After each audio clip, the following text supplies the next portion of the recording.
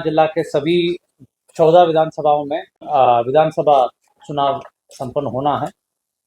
इसमें सभी तैयारी पूर्ण हो चुकी हैं और आज पार्टीज का मिलान भी हो गया है और सभी लोग कल ईवीएम लेकर के अपने अपने बूथों में प्रस्थान कर जाएं। बूथों में कड़ी सुरक्षा व्यवस्था रहेगी। सभी पोलिंग स्टेशंस में वो पोलिंग स्टेशन लोकेशन कहा जाए, यानी अगर एक परिसर में 2 या 3 बूथ हो या 4 हो, जितने भी हैं हर एक लोकेशन में सीएपीएफ की बल रहेगी। मैं ये आपके माध्यम से बताना चाहता हूँ। इसके अतिरिक्त जगह जगह पर चेकिंग पॉइंट्स में भी सीएपीएफ प्रयोग किया जाएगा और एसएसटी एफएसटी में भी प्रयोग किया जाएगा। एसएसटी मतलब स्टैटिक सर्वेलेंस टीम और एफएसटी मतलब फ्लाइंग स्क्वाड। इसके अतिरिक्त जिला बल भी प्रतिनियुक्त रहेगी। हर पोलिंग बूथ के लेयर्स में 3 लेयर की सिक्योरिटी रहेगी, सेक्टर, जोनल और सुपर जोनल। औसत 10 बूथ के लिए एक सेक्टर मजिस्ट्रेट और सेक्टर पुलिस ऑफिसर्स की सिक्योरिटी रहेंगे। हर प्रखंड लेवल के या हर थाना लेवल आप कह सकते हैं जोनल की प्रतिनियुक्ति रहेंगी और हर एक अनुमंडल में या हर एक विधानसभा वार एक सुपर जोन की प्रतिनियुक्ति रहेगी। इनके पास भी पर्याप्त बल और मजिस्ट्रेट रहेंगे। इसके अतिरिक्त क्यूआर की टीम्स बड़ी संख्या में रहेगी। ये मैं जो बता रहा हूँ थाना और जो एसडीपीओ के साथ जो फोर्स है उसका अतिरिक्त मैं बता रहा हूँ। तो इस प्रकार बड़ी संख्या में सुरक्षा की व्यवस्था का इंतजाम किया है। पोलिंग स्टेशंस में इस बार पहली बार मोबाइल डिपॉजिशन फैसिलिटी का व्यवस्था रहेगी, जिसमें लोग जो मोबाइल लेकर जा रहे हैं वो रख करके अंदर जा सकते हैं। उसका संधारण के लिए एक वॉलंटियर का भी व्यवस्था रहेगी। टोकन दिया जाएगा, मोबाइल डिपॉजिट कर देंगे, उसके बाद वापस उन्हें मोबाइल दे दिया जाएगा। हर एक पोलिंग स्टेशन में वेबकास्टिंग की इस बार आप जानकारी देना चाहता हूँ। 100% पोलिंग स्टेशन में वेबकास्टिंग की सूचना व्यवस्था रहेगी, जो ईसीआई दिल्ली से लेकर ब्लॉक स्तर तक सभी लोग उसको मॉनिटर कर सकेंगे। जिला स्तर पर भी और आरओ का स्तर से भी इसको कड़ी निगरानी रखने के लिए हर एक एसी वार एक बड़ी टीवी जिला में रहेगी, जो बदलते रहेंगे। सब बूथ इसमें आते रहेगी, हर 30 सेकंड में आते रहेगी और आरओ के स्तर में भी 3-3 टीवी के माध्यम से सभी बूथों पर निगरानी रखी जाएगी। तो कहीं भी कोई थोड़ा सा भी इश्यू होगा, तुरंत बल और अगर तुरंत मजिस्ट्रेट पहुंचा करके इश्यू को सपोर्ट किया जा सकता है। कहीं भी मतदाताओं को कोई असुविधा हो रही है, उसको भी हम लोग वेबकास्टिंग के माध्यम से ठीक करा सकते हैं। ये पहली बार की व्यवस्था मैं बता रहा हूँ, पहली बार इस प्रकार की व्यवस्था की जा रही है। बूथों में जो वोटिंग के लिए लोग जाएंगे, उनको 13 प्रकार की आईडी कार्ड्स में से एक कैरी करना होगा। 12 प्रकार के आईडी कार्ड आपके पास उपलब्ध करा रहे हैं। इसके अतिरिक्त एपिक कार्ड भी अनुमान्य है। तो एपिक कार्ड और पर्ची अलग है, तो केवल पर्ची से वोट नहीं दे पाएंगे और पर्ची के बिना भी वोट दे पाएंगे अगर ये कार्ड कैरी करेंगे। तो पर्ची लेकर गए तो बेहतर ढंग से व्यवस्थित होकर के अच्छे से पहले जल्दी से हो जाएगा। अदरवाइज भी वो वोट देने के लिए हकदार हैं।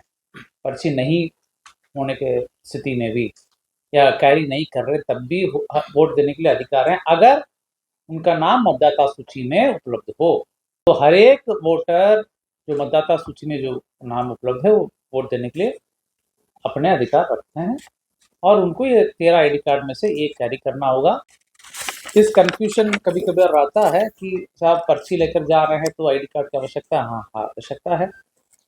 पर्ची के बिना जा रहे हैं तो वोट नहीं दे पाएंगे? नहीं, ऐसा कुछ नहीं है, बिल्कुल वोट दे पाएंगे। इसको आपके माध्यम से हम क्लियर करना चाहेंगे। प्राइवेट व्हीकल्स में वोट देने के लिए जा सकते हैं। 100 मीटर परिधि के बाहर गाड़ियां रोकना पड़ेगी, 100 मीटर पैदल जाकर के अपना वोट दे सके। 100 मीटर परिधि में 163 बीएनएसएस के तहत कर्फ्यू रहेगा, यानी 5 लोग के ऊपर लोग जमा नहीं हो सकते हैं। बूथ के आसपास भीड़ नहीं लगाने दिया जाएगा। पॉलिटिकल कैंडिडेट्स के जो गाइड करने की व्यवस्था भी पोलिंग स्टेशन लोकेशन के 100 मीटर के बाहर रहेगा। लोकेशन मतलब अगर बड़ी परिसर है जैसे एएन कॉलेज जिसमें 18 बूथ है, तो दोनों एंड के, ये चारों एंड के 100 मीटर परिधि तक वो नहीं अनुमति दिया जाएगा। उसके बाहर ही पॉलिटिकल पार्टी के कैंडिडेट्स भी अपना पर्ची या जो गाइड करने की व्यवस्था कर सकेंगे। कंट्रोल रूम स्थापित किए गए हैं। मैं आपको बताना चाहूँगा कि पहली बार हम लोग कंट्रोल रूम में पूर्ण रूपन महिलाओं को प्रतिनिधित्व किया है। ये महिलाओं से संचालित कंट्रोल रूम रहेगा।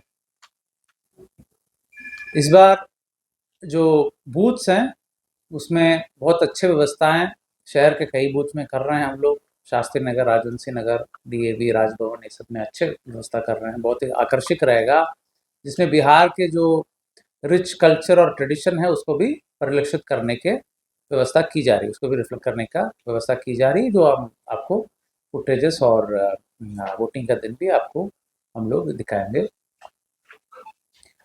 इलेक्शन कमीशन के माध्यम से बहुत सारे फॉरेन एम्बेसडर्स आ रहे हैं हमारे जो इस लोकतंत्र महापर्व को अनुभव लेने के लिए। पटना में भी 7 लोग रहेंगे और कई बूथ घूमेंगे, अनुभव लेंगे और अपने कंट्री में जाकर के बताएंगे। तो ये बहुत हम लोगों का बड़ी उपलब्धि है कि ऐसे अंतर्राष्ट्रीय स्तर से भी इस लोकतंत्र महापर्व में किए जा रहे व्यवस्थाओं का पहचान मिल रही है। अपने आप में ये बहुत ही बड़ी चुनौती है कि इतनी बड़ी संख्या में लोगों को वोट कराना और इतनी बड़ी पॉपुलेशन और वोटर्स की संख्या में यूनिफॉर्मिटी के साथ अच्छे ढंग से नियमों को पालन करते हुए वोटिंग कराना।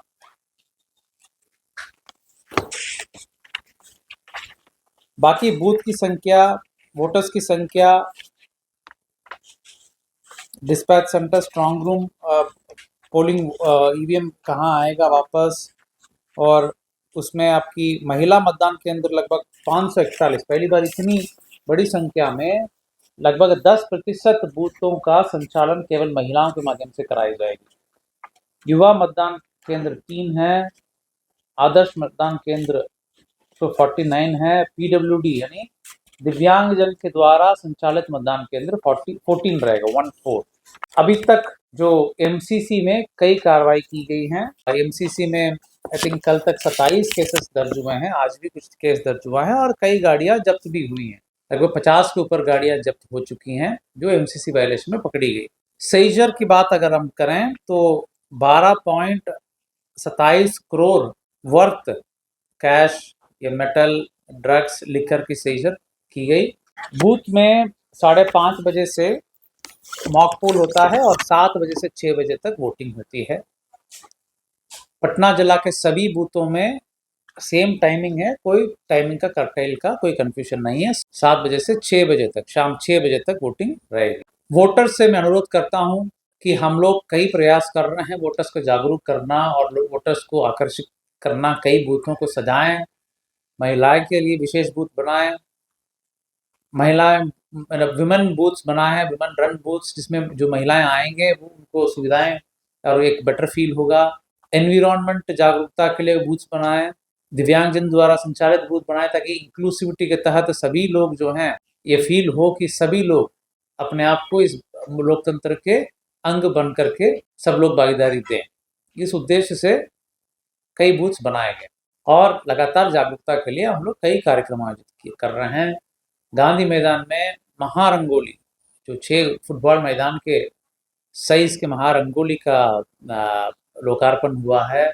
कई कार्यक्रम लगातार हम लोग कर रहे हैं गांव स्तर पे और शहर स्तर। विशेषकर हम लोगों को शहरी स्तर पर चिंता बनी रहती है कि वोटिंग परसेंटेज ज़्यादा हो। इस बार मैं उम्मीद करता हूँ विशेष गहन पुनरीक्षण के बाद जागरूकता कार्यक्रम का भी फलाफल यह रहेगा कि बड़ी संख्या में लोग आए और वोट अपना देंगे। हम लोग का लगातार मेहनत कर रहे हैं, आप लोग भी देख रहे हैं। एसआईआर का प्रोसेस जून 24 तारीख को शुरू हुआ, उससे लेकर के अभी तक लगातार इलेक्शन प्रोसेस में हम लोग काफ़ी मेहनत कर रहे हैं। व्यवस्थाएं, इलेक्टरल रोल की तैयारी, बहुत सारे काम, इस बीच में बहुत सारे काम इलेक्शन रिलेटेड हुआ है। ये सब कार्य तभी सफल होंगे जब वोटर अपने घर से निकलकर वोट देने आए। वोटर केंद्रित लोकतंत्र है। केंद्र बिंदु पूरे प्रोसेस का केंद्र बिंदु वोटर ही हैं, तो उनके भागीदारी के बिना कोई फलाफल सकारात्मक नहीं रहेगी। इसीलिए जो 6 तारीख है, मैं सभी वोटर्स से अनुरोध करता हूं कि कृपया जरूर अपने वोट देने के लिए बूथ में आए। बूथ में सभी व्यवस्थाएं हैं, सभी लोग काफ़ी मेहनत करके तैयारियां की हैं। वहाँ पर जो पोलिंग पर्सनल हैं, एक दिन पहले जाकर के रुकते हैं रात भर और आपके इंतज़ार में रहते हैं कि आप आकर के अपना वोट दें। इसी अपील के साथ मैं अपने जो ब्रीफिंग को ख़त्म करता हूं। तो बिहार विधानसभा चुनाव का पहला चरण कल पटना में आयोजित हो। निश्चिंत होकर के वोट देने के लिए आपको अपने घरों से आना है। जल से लेकर थल तक और आकाश तक पैनी नजर रहेगी। सुरक्षा के पुख्ता इंतजाम किए गए हैं जिला प्रशासन पटना के तरफ से। बस आपको वोट देने आना है, क्योंकि वोट देना आपका लोकतांत्रिक अधिकार है। इसे हाथ से नहीं जाने दीजिएगा। आप घरों से निकलिए वोट देने के लिए। समय निर्धारित है और उसी निर्धारित समय में आपको वोट देना है, तो आलस नहीं करना है, वोट देने चलना है। पूरे परिवार के साथ वोट देने के लिए आइए। और बाकी डिटेल आपको इस वीडियो में मिल गया होगा कि अगर आपके पास पर्चा है तो आप वोट दे सकते हैं कि नहीं, अगर पर्चा नहीं है तब आप वोट दे सकते हैं कि नहीं, और पर्चा के साथ या नहीं पर्चा है तो उसके साथ आपको क्या लगेगा वो भी इसमें बताया गया है। पूरा वीडियो अगर आप देखे होंगे तो आपको पता चल गया होगा। फिर मिलेंगे किसी और नए अपडेट के साथ। का नमस्कार। जय भारत, जय बिहार, जय हिंद। वोट देने जाना है।